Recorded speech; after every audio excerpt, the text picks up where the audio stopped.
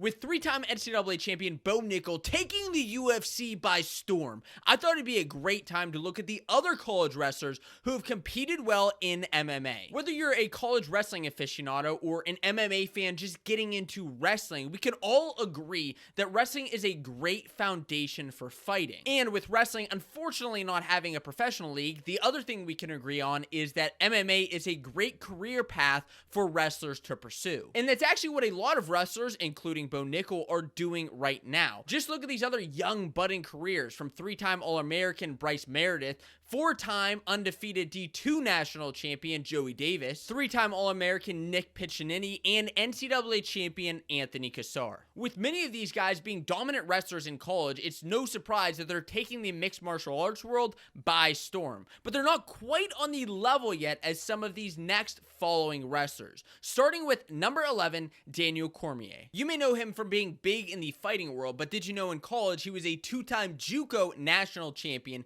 being undefeated 61-0, with half of those wins being by fall. He then transferred to Oklahoma State, where he finished his career as a runner-up to the great Cael Sanderson. Cormier did just about as well in D1 as he did in JUCO, though he did have additional losses, 10 total, with 6 of those coming to the great Cael Sanderson. So while he's the only wrestler in this video not to have won a D1 national title, I had to include him on this list because you know he had a successful UFC career. He compiled the record of 22-3 and won both the UFC heavyweight and light heavyweight titles. This earned him an induction into the UFC Hall of Fame, and since retiring, he has become an announcer not just in the UFC, but also in the NCAA. This moves us to the next guy on our list, Mark Munoz of Oklahoma State. He's a two-time All-American and NCAA champion at 197 pounds. And in the early 2000s, he did well on the individual level, but also on the team level, joining the staff as an assistant coach and helping the Cowboys to a team title. Then in 2008, he started his MMA career, where he was ranked as high as 3rd in the world before eventually retiring in 2015 with a winning record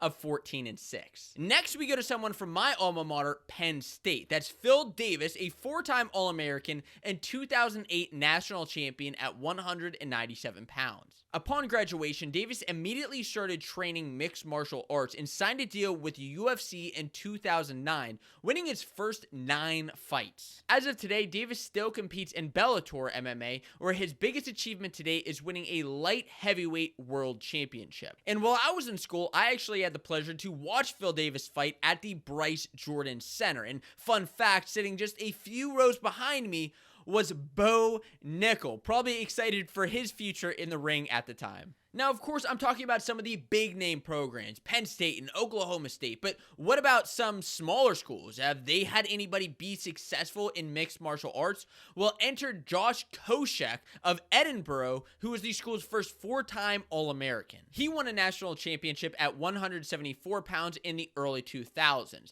Then from 2005 to 2015, he competed in the UFC. He compiled the record of 15-10, and though he never won a UFC title, he was well known for his explosive takedowns, definitely a testament to his great wrestling career. And I want you to be just as explosive when you blast double that subscribe button. Seriously, it's free and helps you stay updated on wrestling content just like this. And the 5th guy on this list is easily one of the most well-known names, that is Brock Lesnar. Just like Daniel Cormier, he competed in JUCO, winning a national title there. Then he transferred into Minnesota, where he was a 2-time All-American and won a heavyweight title in the early 2000s. And after his successful college career, Brock Lesnar went on to the WWE, where he earned a name for himself there. But his career wasn't done there, because then he transitioned into UFC, where he won a UFC heavyweight title in just his 3rd fight. Unfortunately, due to health issues, Lesnar was forced to retire from the sport,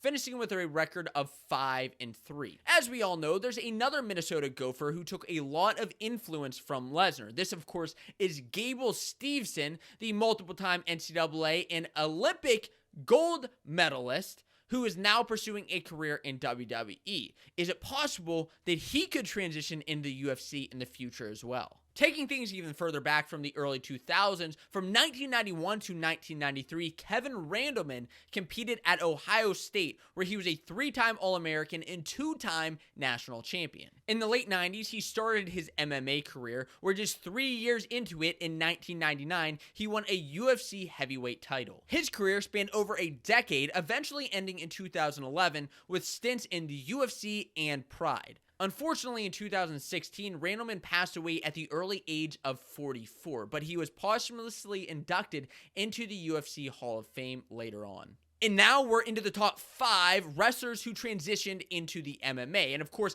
at this point, you're probably noticing that we're really focusing on the college wrestling careers rather than the MMA, UFC, Bellator aspect of all of this. So without further ado, let's move on to the next guy who competed at 2 different schools, Penn State and Arizona State. Of course, you may know at this point that I'm talking about Bubba Jenkins. He had an incredible college career, earning wins over future Olympic gold medalists Jordan Burroughs and David Taylor. As a Nittany Lion, Jenkins made the NCAA finals but lost to Iowa Hawkeye Brent Metcalf. Of course, he probably would have made a heck of a UFC fighter himself. But in 2011, Jenkins capped off his career with a national title with the Arizona State Sun Devils by pinning Penn State's David Taylor in the national finals. Yeah, he won that 157-pound title in a major way. And right after college, he made his start into MMA by competing for Bellator. And while Jenkins still has yet to win a title, he still competes to this day in the Professional Fighters League. At number 4 is a guy similar to Brock Lesnar in that he is a heavyweight from Minnesota and found success in MMA. As a Golden Gopher, Konrad was a 4-time All-American, 3-time finalist, and 2-time NCAA champion, finishing with 2 undefeated seasons in the late 2000s. He kept that undefeated streak going, where in 2010, he entered Bellator MMA and went 9-0 to become the promotion's first heavyweight champion. In 2012, Konrad retired from the sport and entered a career in the financial sector. Wow, talk about a career change. And surprise, surprise, at the number 3 spot is another Oklahoma State wrestler. This time, it's Johnny Hendricks. And though he competed at 165 pounds, he had very similar stats to Konrad. He was a 4-time All-American, 3-time finalist, and 2-time NCAA champion in the mid-2000s. Post-graduation, Hendricks started training MMA and entered the UFC, where he won the welterweight division title. He finished his career in 2018 with a career record of 18-8. And the cowboy theme is continuing here with the next guy on this list, also a teammate of Johnny Hendricks. That's Jake Rosholt. As a freshman in 2003, Rosholt impressively won a national title at 184 pounds. The following year, he fell to a 3rd place finish, but he brought that back up when he bumped up a weight at 197, winning 2 titles in a row in his junior and senior seasons. He finished his wrestling career a 3-time national champion, but then started his MMA career. He competed in different promotions, including a few with the UFC, but he eventually finished his career 12-5.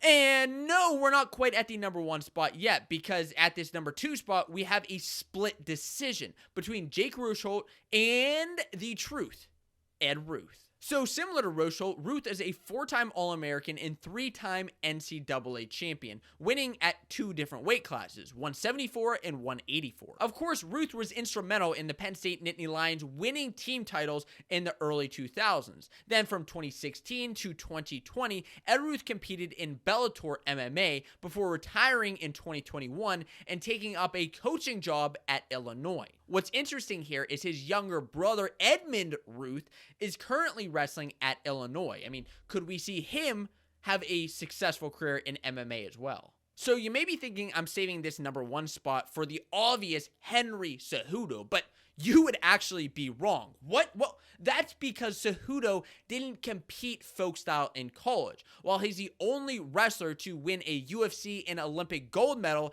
his career is mostly focused in freestyle. So for the purposes of this list, let's get to the actual number 1 ranked guy, who's easily the most well-decorated and possibly well-known guys who transitioned from wrestling to MMA. That is the funky Ben Askren. The former Tiger competed for Mizzou from 2004 to 2007, making 4 NCAA finals and winning 2 titles at 174 pounds. His unbelievable 87-0 undefeated record during his junior and senior seasons helped earn him the prestigious Dan Hodge Trophy. He is one of only a few select wrestlers who've won this award on multiple occasions. In 2009, Askren began his MMA career, competing mostly in promotions as the Bellator and won championship. He won the welterweight championship in both promotions and went on to a 17-0 undefeated record before signing with the UFC in 2019. He finished his career there 1-2. So with Ben Askren retired, I have to ask you, who's next? Because I see massive influence from promotions Bellator and UFC and others on the college wrestling landscape today. And seeing guys like Bo Nickal not just excite the college wrestling world, but the MMA world makes me that much more excited. If you're interested in finding out how Bo Nickal transitioned from college wrestler to UFC superstar, then I recommend that you watch this video here that'll take you in depth about everything you need to know.